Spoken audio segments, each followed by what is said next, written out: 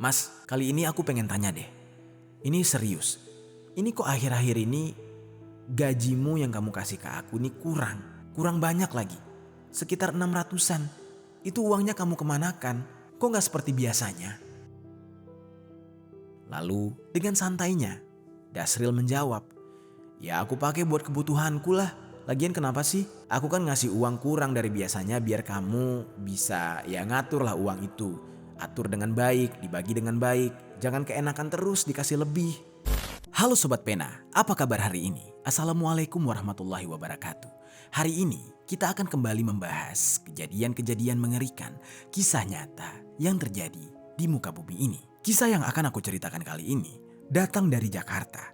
Kisah ini sangat tragis dan belum lama ini terjadi, tepatnya pada bulan Februari tahun 2024 kemarin. Di mana ada seorang laki-laki yang dengan tega menghabisi nyawa istrinya sendiri gara-gara adanya isu orang ketiga alias perselingkuhan di dalam rumah tangga mereka. Padahal hal tersebut sama sekali belum terbukti kebenarannya. Namun sayangnya sang suami sudah gelap mata terlebih dahulu. Bagaimana cerita selengkapnya tentang kasus yang satu ini? Langsung saja kita bahas di Kata Pena.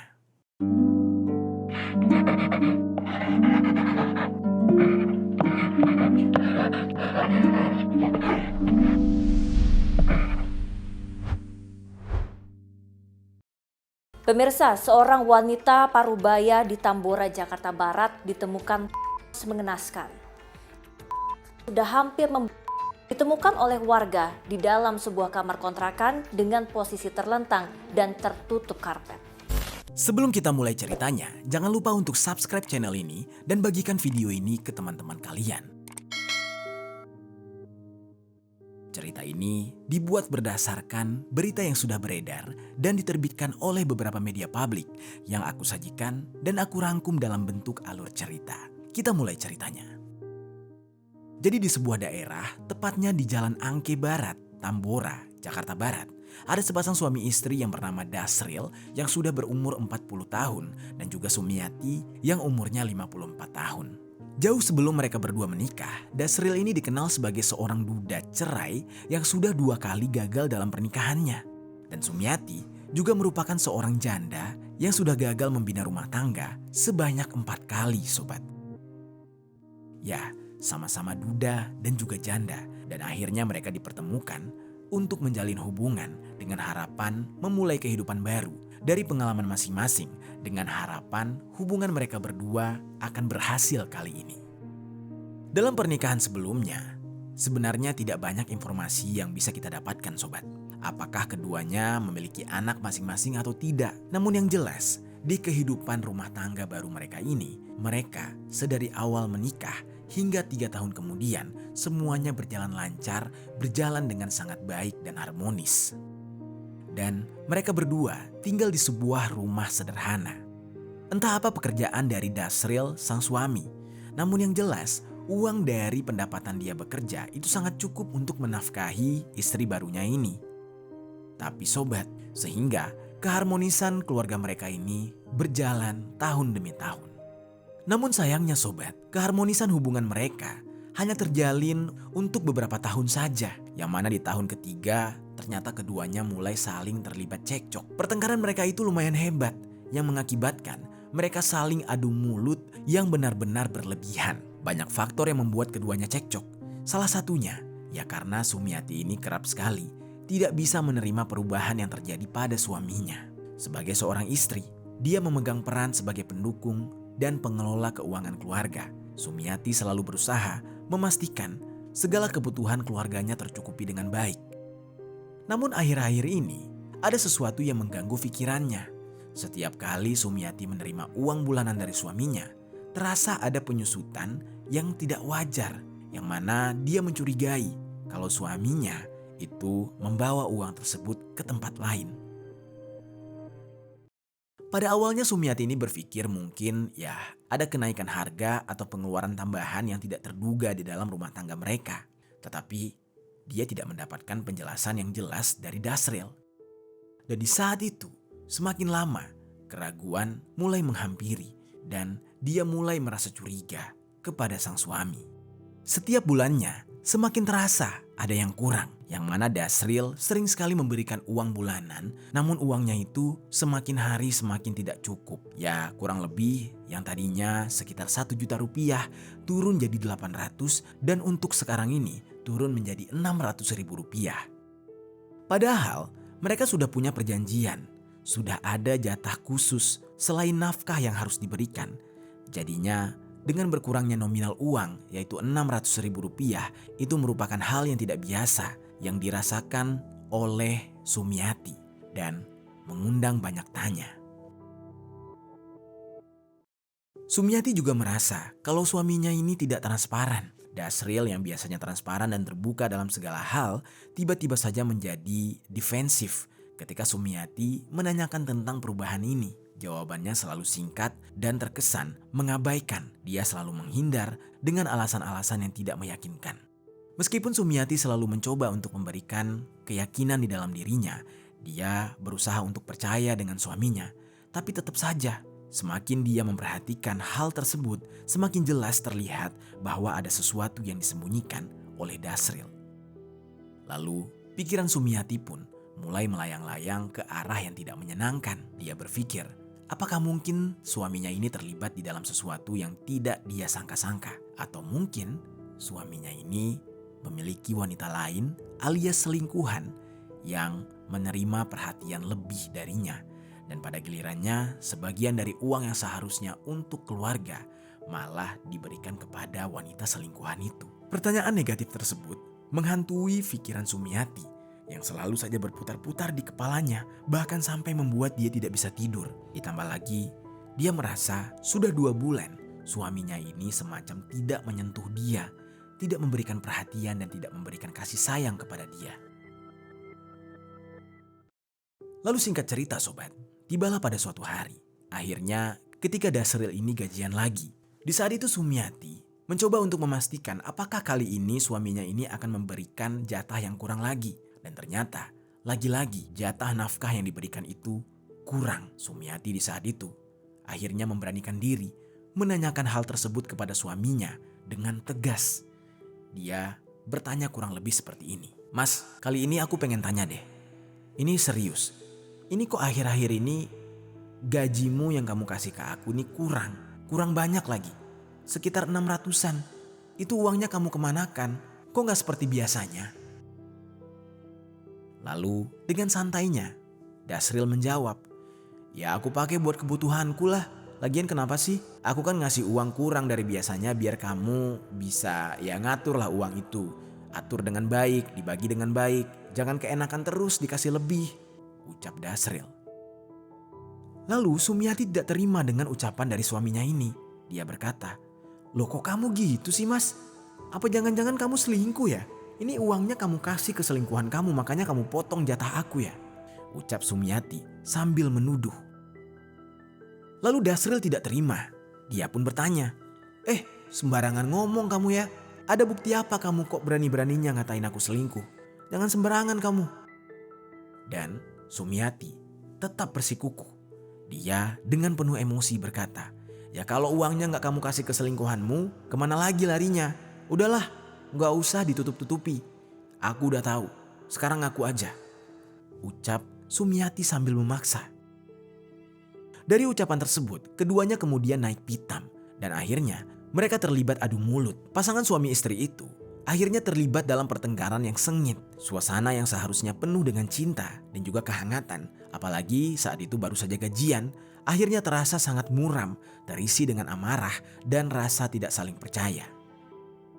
Tetapi di tengah-tengah segala kekacauan tersebut, ada sentuhan kecil kebaikan yang muncul. Di saat itu mereka tiba-tiba memutuskan untuk menahan ego masing-masing. Yang mana di saat amarah keduanya memuncak, Dasril ini sebagai laki-laki, dia mencari cara agar bisa membuat Sumiati menjadi luluh. Dia dengan segera langsung memeluk Sumiati sangat erat. Di saat itu Sumiati sebagai seorang perempuan yang diperlakukan seperti itu, jelas saja dia luluh di dalam pelukan Dasril suaminya. Akhirnya mereka berdua pun berdamai. Karena Sumiati merasakan kalau Dasril ini masih mencintainya dan dia mengenyampingkan kecurigaannya kepada Dasril yang dia tuduh selingkuh. Namun sobat, meskipun begitu, sebenarnya ada yang masih mengganjal di hati Sumiati. Yang mana setelah mereka berdamai, di dalam otak Sumiati dia masih memikirkan jawaban tentang dikemanakan sisa uang 600 itu sebenarnya. Namun meskipun banyak pertanyaan di benaknya, dia masih berusaha positive thinking, menahan pikiran negatif hingga keesokan harinya.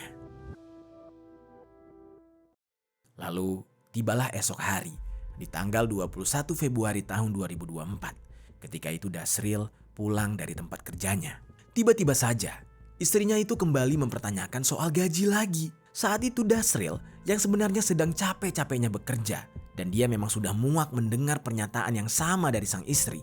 Lalu tiba-tiba mengamuk. Saat itu, mereka berdua pun terlibat cekcok lagi. Dan cekcok kali ini lebih parah dari sebelumnya. Saat itu, Dasril yang sudah muak kemudian tiba-tiba terfikir untuk mengambil sesuatu. Dia melihat adanya sapu lidi dan dia mengambil sapu lidi itu dan dia melampiaskan emosinya dengan memukulkan sapu lidi tersebut kepada sang istri. Sumiati merasa kesal. Kemudian dia membalas pukulan suaminya dengan penuh emosi. Dia tidak terima dipukul oleh Dasril dan begitu juga Dasril. Dasril tidak terima istrinya ini memukul dia. Dia merasa tidak dihormati dan dia pun membalas pukulan itu hingga dia gelap mata dengan membekap sang istri menggunakan bantal serta selimut. Dan di saat itu, dia juga sempat mencekik dengan kencang leher dari istrinya. Hingga istrinya Sumiati ternyata tanpa dia sadar kehabisan nafas. Di saat itu Sumiati sudah berusaha untuk melawan. Namun, kekuatan dari Dasril lebih besar. Dengan meronta-ronta, sebenarnya Sumiati ini sudah meminta ampun, tetapi suaranya tidak bisa keluar. Dan Dasril yang sudah gelap mata tetap membekap istrinya tanpa memperdulikan istrinya kehabisan nafas. Dan akhirnya tanpa dia sadari, istrinya pun tewas seketika di dalam cekikannya. Lalu Dasril menyadari istrinya sudah tidak bergerak.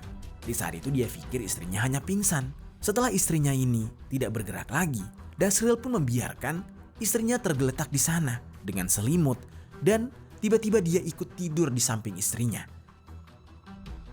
Lalu Dasril ini baru sadar istrinya itu meninggal dunia karena sekujur tubuh istrinya sudah membiru. Di saat itulah Dasril benar-benar frustasi. Dia tidak menyangka kalau dia sudah menghabisi nyawa istrinya dengan tidak sengaja. Dia menangis sejadi-jadinya dan dia tidak bergerak sedikit pun dari tempat tidur tersebut. Dan dia memilih tidur di samping jenazah istrinya sampai 2 hari lamanya. 2 hari berlalu sejak detik-detik mengerikan tersebut. Dalam keadaan yang berada di ambang kehancuran mental, Dasril masih terbaring di samping jenazah sang istri. Di saat itu semuanya kosong. Dia tidak bisa berpikir sama sekali. Dan dalam keheningan tersebut, Dasril mencoba memikirkan segala kenangan yang indah bersama istrinya dulu. Namun di saat itu, semakin dia memikirkan sang istri, semakin dia larut di dalam kesedihan dan juga ketakutan. Dia benar-benar kebingungan. Tidak ada hal yang bisa meringankan beban di dalam hatinya. Dan yang ada di pikirannya di saat itu adalah dia harus melarikan diri dari rumah tersebut agar terhindar dari hukuman. Hingga akhirnya Dasril pun memutuskan untuk pergi dari rumah kontrakan itu. Pergilah Dasril. Dia meninggalkan sang istri tergeletak di atas kasur tanpa satu orang pun yang tahu. Hari demi hari berlalu dan sudah pasti jasad dari sang istri sudah mulai membusuk. Singkat ceritanya, para tetangga kontrakan mulai mencurigai mengapa pasangan suami istri itu tidak pernah keluar dari kontrakannya dan tidak terlihat lagi. Lalu ditambah munculnya bau yang sangat menyengat yang berasal dari dalam kontrakan mereka.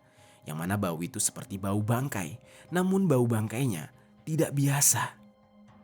Lalu para tetangga yang curiga mulai mencari tahu asal muasal aroma tersebut dan membuat para tetangga ini melaporkan kejadian itu kepada ketua RT. Yang kebetulan sekali rumah Pak RT itu tepat di depan lokasi kejadian dan Pak RT tersebut bernama Budi. Pada saat itu Pak RT Budi ini juga mulai merasa curiga terhadap salah satu kamar yang nampaknya diikat dengan tali rafia hitam. Awalnya kamar tersebut tidak terkunci, melainkan hanya diikat dengan tali itu dari luar yang membuat orang bertanya-tanya, ada apa sebenarnya di balik pintu itu? Lalu Pak RT Budi ini melangkah mendekati jendela dengan sangat hati-hati sambil menahan bau yang sangat menyengat di hidungnya. Dan dia sempat mengetuk pintu kontrakan tersebut. Namun dari dalam kontrakan tidak ada sautan atau jawaban dari si penghuni. Dan hal itu membuat Pak RT dan beberapa orang di sana merasa semakin curiga dan akhirnya memutuskan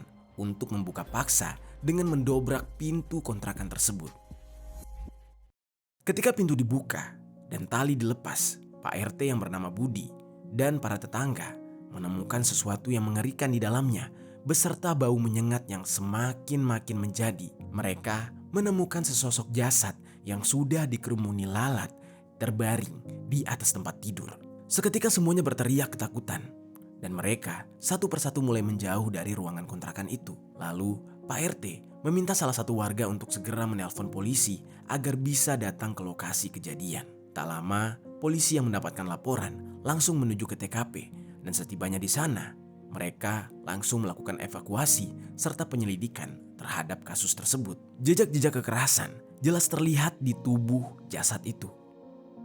Lalu pihak kepolisian juga langsung menghubungi keluarga dari korban. Namun anehnya, pihak kepolisian tidak bisa menghubungi suami korban. Yang bisa dihubungi hanyalah keluarga besarnya. Lalu pihak kepolisian mulai mencurigai kalau kasus eksekusi kejam ini melibatkan sang suami yang di saat itu menghilang. Beberapa barang bukti yang ditemukan juga mengarah kepada sang suami, yang mana di tempat kejadian ditemukan banyak sidik jari. Sidik jari tersebut jelas milik sang suami yang bernama Dasril, dan di setiap peralatan yang digunakan untuk melakukan eksekusi juga terdapat banyak sekali sidik jari. Hal ini menjadi bukti kuat yang mengarah ke penyelidikan sebagai terduga pelaku, yaitu Dasril. Polisi segera memulai pengajaran terhadap Dasril, memeriksa setiap tempat yang mungkin menjadi tempat persembunyiannya. Lalu polisi di saat itu sempat kesulitan menemukan jejak Dasril. Sampai akhirnya setelah berhari-hari Dasril melarikan diri, dia barulah ditangkap oleh pihak kepolisian. Entah bagaimana awal mulanya pihak kepolisian bisa mengetahui lokasi Dasril. Namun yang jelas, Dasril di saat itu ditangkap tanpa adanya perlawanan. Dia terlihat depresi, ketakutan, seperti orang yang menyesali semua perbuatannya. Dasril pun digiring ke dalam mobil polisi dengan tatapan kosong. Dia menerima kenyataan bahwa perbuatannya telah membawanya pada akhir yang tragis. Dan dia harus menjalankan hukuman atas dosa yang sudah dia lakukan. Lalu sementara itu, jasad dari sang istri itu dipulangkan kepada keluarga besarnya untuk segera dimakamkan dengan layak. Sementara Dasril harus menjalani hukuman dan dia ditetapkan sebagai tersangka, dijerat dengan pasal 338 KUHP tentang penghilangan nyawa namun tidak terencana, yang mana kemungkinan besar dia akan dipenjara selama 7 sampai 15 tahun.